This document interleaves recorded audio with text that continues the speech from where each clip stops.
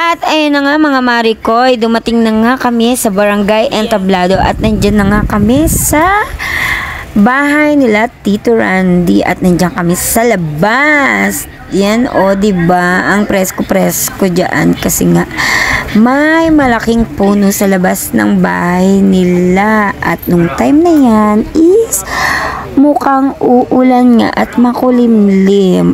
At ayun nga, pumasok kami sa loob ng bahay dahil nga umambon nung mga oras na yan. At habang nag-aantay ng pari, nagkwentuhan, ayan kami at lumabas uli after ng ambon. O diba?